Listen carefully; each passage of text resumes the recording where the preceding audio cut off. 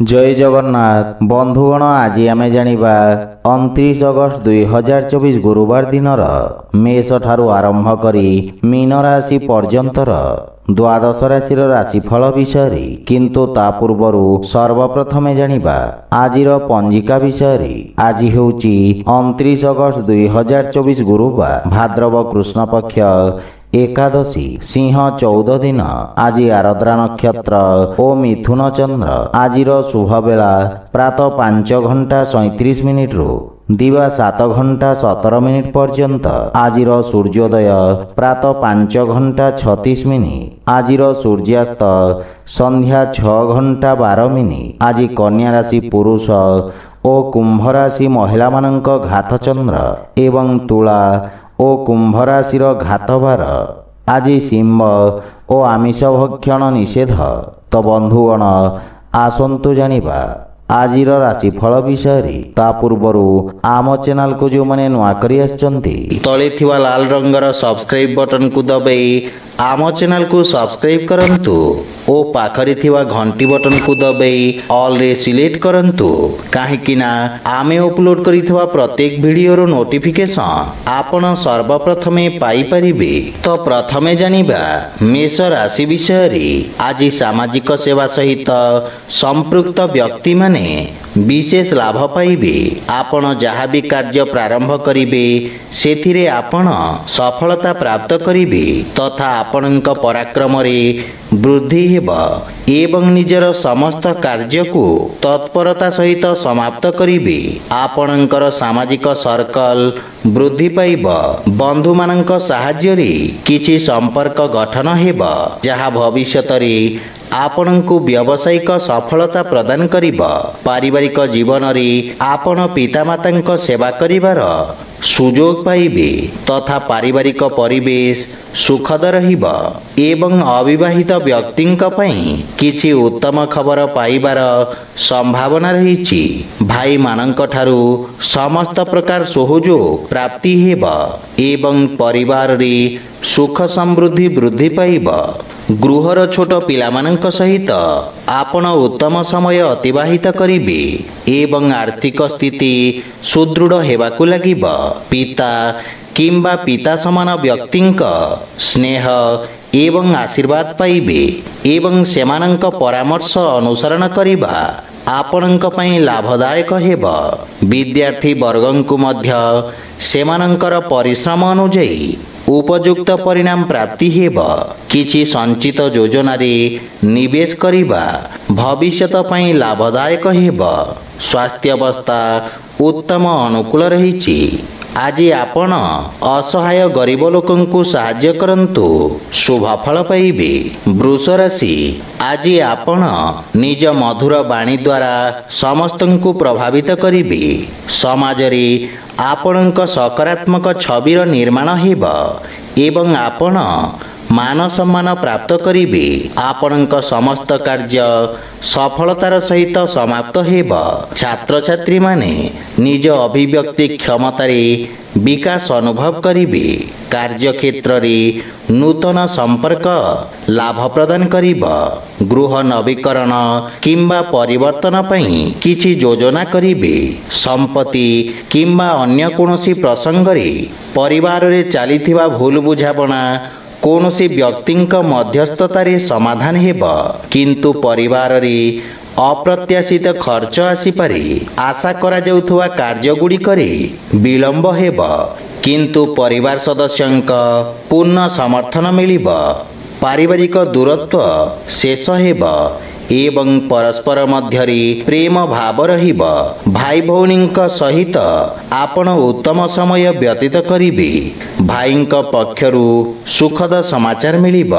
प्रेम संपर्क रे घनिष्ठता आसीब तथा आर्थिक स्थिति क्षेत्रर विकास हेब एवं नूतन संपर्क आयर उत्स वृद्धि करिब किंतु स्वास्थ्य अवस्था रे कोनोसी पुराना रोग आपणंकु हैरान करि पारे जहा फल रे आपण मानसिक चिंतित रहिबे। आज आपण गायत्री मंत्रर पाठ करंतु शुभ फल पाइबे। मिथुन राशि आज दिनटी सरकारी सेवारे जड़ित व्यक्तिंक पद एवं प्रतिष्ठारे वृद्धि पाइब। ଆପଣଙ୍କ କାର୍ଯ୍ୟକ୍ଷେତ୍ରରେ ଥିବା ଲୋକମାନେ ଆପଣଙ୍କ ବ୍ୟକ୍ତିତ୍ୱ ଦ୍ୱାରା ପ୍ରଭାବିତ ହେବେ।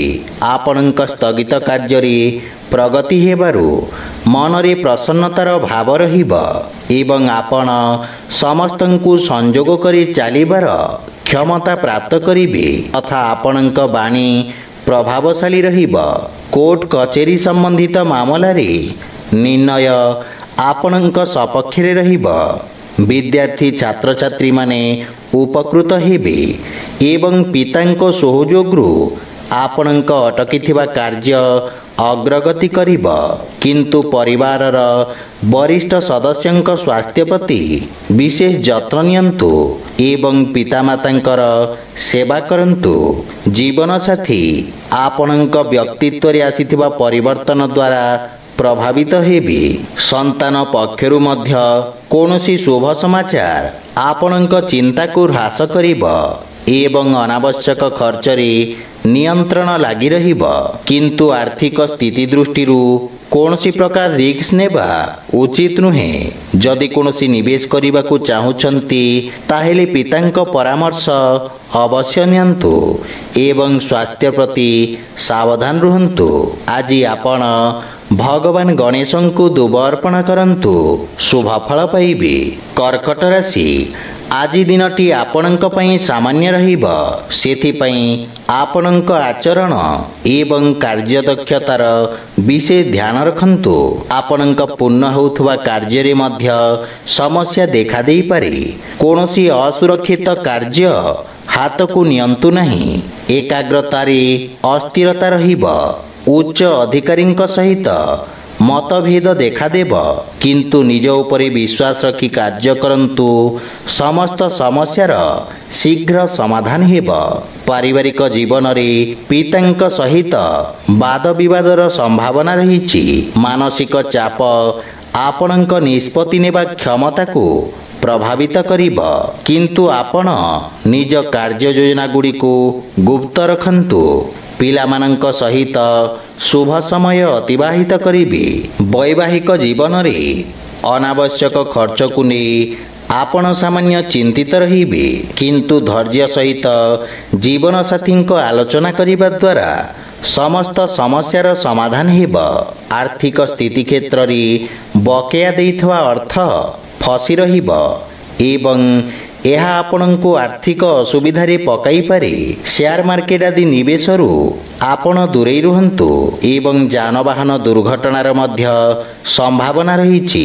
ସେଥିପାଇଁ ଯାନବାହନ ଚଳାଚଳ ସମୟରେ ବିଶେଷ ସାବଧାନ ରୁହନ୍ତୁ। ଆଜି ଆପଣ ଓಂ ବିଘ୍ନେଶ୍ୱରାୟ ନମଃ ମନ୍ତ୍ରର ଜପ କରନ୍ତୁ, ଶୁଭ ଫଳ ପାଇବେ। ସିଂହ ରାଶି, ଆଜି କୌଣସି ସଂସ୍ଥା ସହିତ ଆପଣଙ୍କର ବ୍ୟବସାୟିକ ସହଭାଗିତା ପାଇଁ ସମୟ ଉତ୍ତମ ରହିଛି।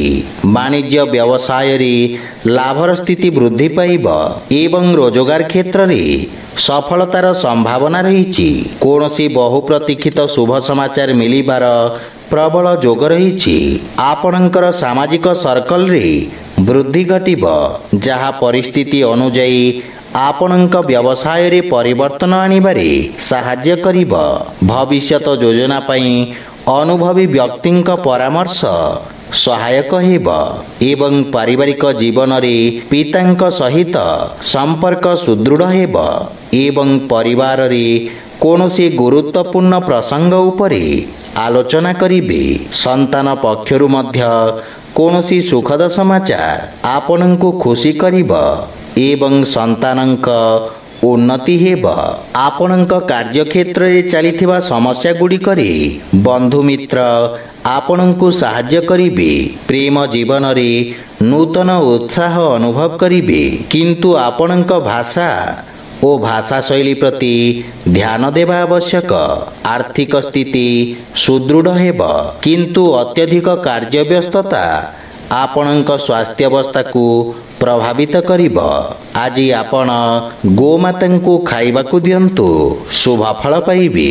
କନ୍ୟା ରାଶି, ଆଜି ଆପଣ ବ୍ୟବସାୟିକ ସମ୍ବନ୍ଧିତ କୌଣସି ପ୍ରକାର ଯାତ୍ରା କରିପାରନ୍ତି ଏବଂ ଯାତ୍ରା ଲାଭଦାୟକ ରହିବ। ଆପଣଙ୍କ କାର୍ଯ୍ୟଶୈଳୀରେ ନୂତନ ଉନ୍ନତି ଆସିବ।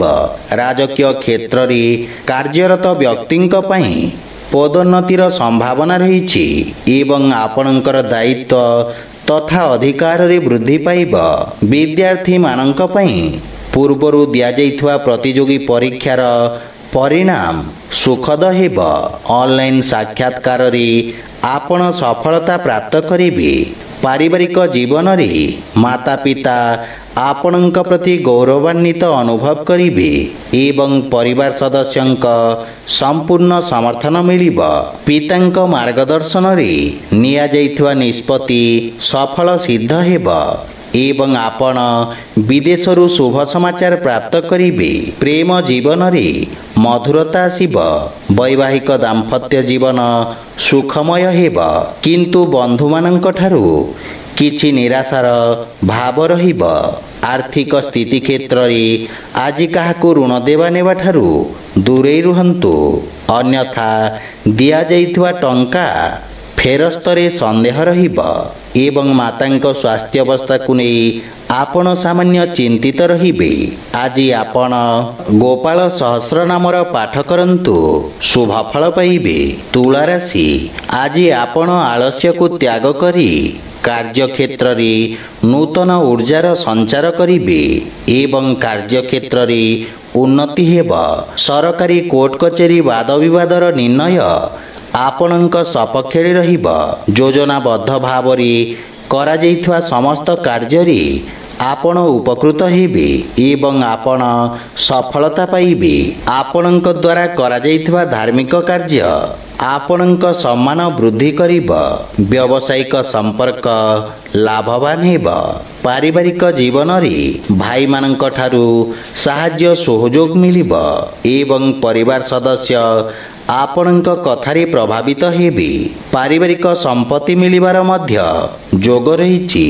ଜୀବନ ସାଥୀଙ୍କ ସହିତ ସମ୍ପର୍କରେ ମଧୁରତା ଆସିବ। ପିତାଙ୍କ ସମର୍ଥନ ଆପଣଙ୍କୁ ବିଷମ ପରିସ୍ଥିତି ବିରୁଦ୍ଧରେ ଲଢ଼ିବାରେ ସାହାଯ୍ୟ କରିବ। ଆପଣ ଶ୍ୱଶୁର ଘର ପକ୍ଷରୁ ଉପକୃତ ହେବେ। ପ୍ରେମ ଜୀବନ ପାଇଁ ମଧ୍ୟ ସମୟ ଦେବାରେ ସକ୍ଷମ ହେବେ ତଥା ଭାଗ୍ୟ ଆପଣଙ୍କ ସପକ୍ଷରେ ରହିଛି। ଆର୍ଥିକ ସ୍ଥିତି ଉତ୍ତମ ଅନୁକୂଳ ରହିଛି। ନୂତନ ପ୍ରକଳ୍ପ ପାଇଁ ନିବେଶ କରିବା ସମୟ ଉତ୍ତମ ରହିଛି। ଦାନ୍ତ କିମ୍ବା ମୁଖ ସମ୍ବନ୍ଧିତ ସମସ୍ୟା ଆପଣଙ୍କୁ ହଇରାଣ କରିବ, ସେଥିପାଇଁ ସ୍ୱାସ୍ଥ୍ୟାବସ୍ଥାର ଧ୍ୟାନ ରଖନ୍ତୁ। ଆଜି ଆପଣ ପକ୍ଷୀଙ୍କୁ ଦାନା ଖାଇବାକୁ ଦିଅନ୍ତୁ, ଶୁଭ ଫଳ ପାଇବେ। ବିଛା ରାଶି, ଆଜି ଆପଣ କୌଣସି ମିଥ୍ୟା ଅଭିଯୋଗର ସମ୍ମୁଖୀନ ହୋଇପାରନ୍ତି, ସେଥିପାଇଁ ସାବଧାନ ରୁହନ୍ତୁ। ଆପଣଙ୍କ କାର୍ଯ୍ୟକ୍ଷେତ୍ରରେ ପରିବର୍ତ୍ତନ କିମ୍ବା ସ୍ଥାନାନ୍ତରଣର ସମ୍ଭାବନା ରହିଛି, କିନ୍ତୁ ଆପଣ ନିଜର କଠିନ ପରିଶ୍ରମ ଏବଂ ଧୈର୍ଯ୍ୟ ବଳରେ ସମସ୍ତ ସମସ୍ୟାରୁ ମୁକ୍ତି ପାଇପାରିବେ। ଆପଣଙ୍କ ଆତ୍ମବିଶ୍ୱାସ ବୃଦ୍ଧି ପାଇବ ଏବଂ ନିଷ୍ପତ୍ତି ନେବା କ୍ଷମତାର ବିକାଶ ହେବ। ଛାତ୍ରଛାତ୍ରୀମାନେ କଠିନ ପରିଶ୍ରମ ସହିତ ସଫଳତା ପାଇବେ। ପାରିବାରିକ ଜୀବନରେ ମାତାଙ୍କ ସହିତ ସମ୍ପର୍କ ତଥା ମାତାଙ୍କ ସ୍ୱାସ୍ଥ୍ୟାବସ୍ଥାର ବିଶେଷ ଧ୍ୟାନ ବଜାୟ ରଖନ୍ତୁ। ପାରିବାରିକ ଜୀବନ ସଂଘର୍ଷପୂର୍ଣ୍ଣ ରହିବ ଏବଂ କୌଣସି ପ୍ରକାର ନିବେଶ କରିବାରୁ ଆପଣ ଦୂରେଇ ରୁହନ୍ତୁ। ବୈବାହିକ ଦାମ୍ପତ୍ୟ ଜୀବନରେ ପରସ୍ପର ମଧ୍ୟରେ ଉତ୍ତମ ବୁଝାମଣା ରହିବ, କିନ୍ତୁ ଅନାବଶ୍ୟକ ଯାତ୍ରାକୁ ସ୍ଥଗିତ ରଖିବା ହିତକର ହେବ।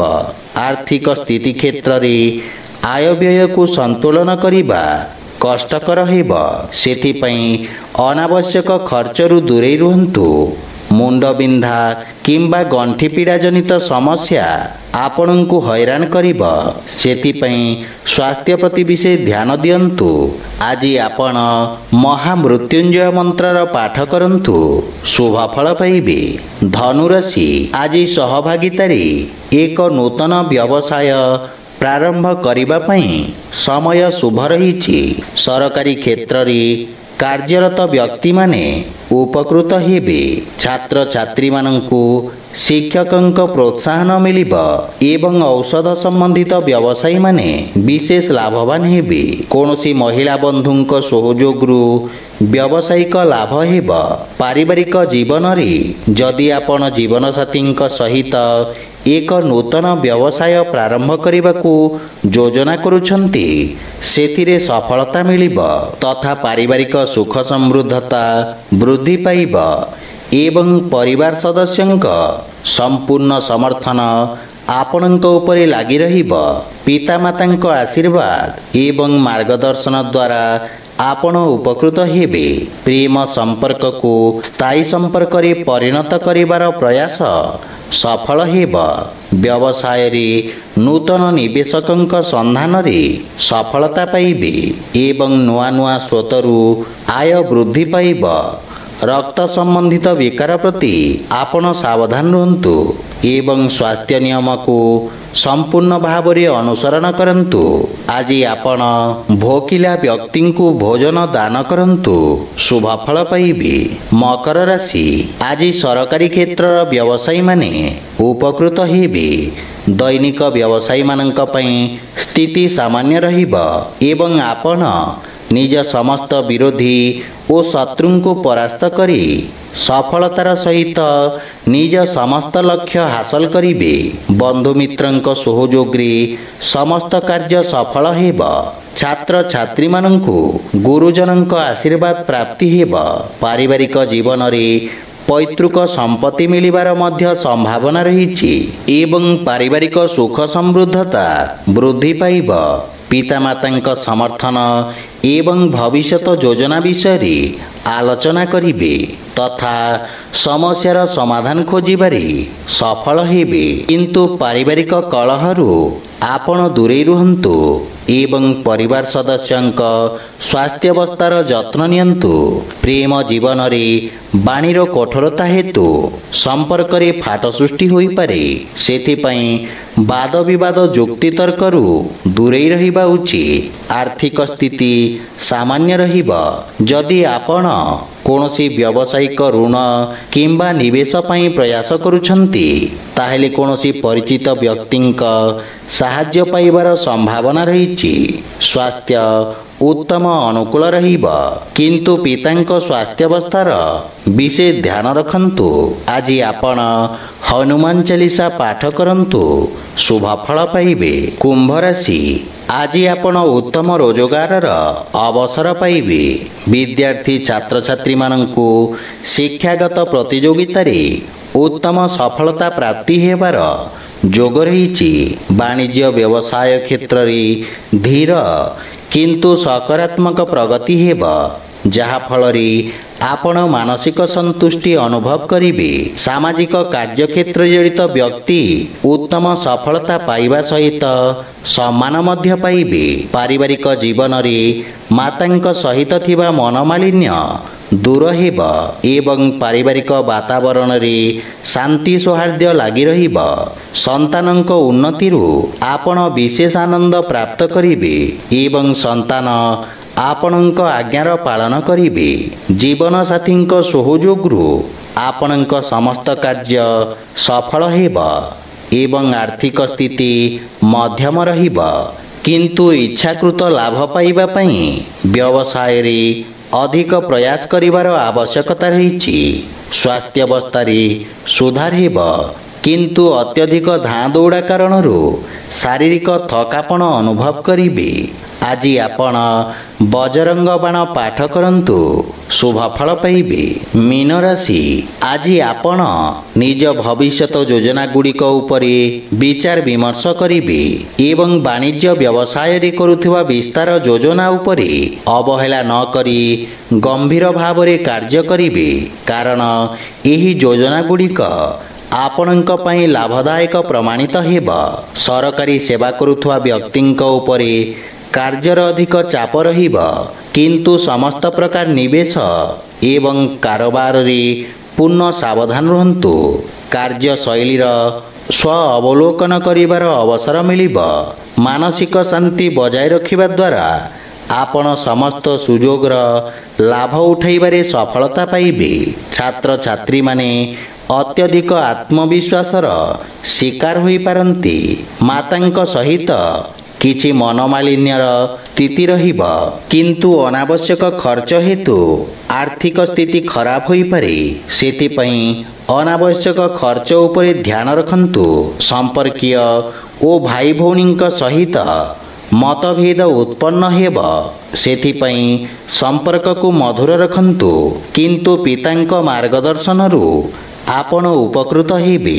ଜୀବନ ସାଥୀଙ୍କ ପକ୍ଷରୁ ସହଯୋଗ ମିଳିବ ଏବଂ ପରସ୍ପର ମଧ୍ୟରେ ଉତ୍ତମ ବୁଝାମଣା ସ୍ଥାପିତ ହେବ। ପ୍ରେମ ଜୀବନରେ ମଧୁର ସମୟ ବ୍ୟତୀତ କରିବେ, କିନ୍ତୁ ଆର୍ଥିକ ପାଣ୍ଠିର ଅଭାବ କେତେକ କାର୍ଯ୍ୟରେ ଅସ୍ଥାୟୀ ବ୍ୟାଘାତ ସୃଷ୍ଟି କରିପାରେ। ମାନସିକ ଚାପ ଆପଣଙ୍କ ସ୍ୱାସ୍ଥ୍ୟାବସ୍ଥାକୁ ପ୍ରଭାବିତ କରିବ। ସେଥିପାଇଁ ମନକୁ ଏକାଗ୍ର ଓ ଶାନ୍ତ ରଖିବାର ପ୍ରୟାସ କରନ୍ତୁ। ଆଜି ଆପଣ ଭଗବାନ ଶ୍ରୀ ଜଗନ୍ନାଥଙ୍କ ଉପାସନା କରନ୍ତୁ, ଶୁଭ ଫଳ ପାଇବେ। ତ ବନ୍ଧୁଗଣ, ଏହା ଥିଲା ଆଜିର ଦ୍ୱାଦଶ ରାଶିର ରାଶିଫଳ ବିଷୟରେ। ଯଦି ଭିଡ଼ିଓଟି ଆପଣମାନଙ୍କୁ ଭଲ ଲାଗିଥାଏ, ଲାଇକ୍, ସେୟାର ଓ କମେଣ୍ଟ କରି ଜଣାନ୍ତୁ। ଏବଂ ଏହିପରି ନୀତିଦିନ ନିଜ ରାଶିଫଳ ବିଷୟରେ ଜାଣିବା ପାଇଁ ଆମ ଚ୍ୟାନେଲକୁ ସବସ୍କ୍ରାଇବ୍ କରନ୍ତୁ ଓ ପାଖରେ ଥିବା ଘଣ୍ଟି ବଟନକୁ ଦବାଇ ଅଲ୍ରେ ସିଲେକ୍ଟ କରନ୍ତୁ। ଜୟ ଜଗନ୍ନାଥ।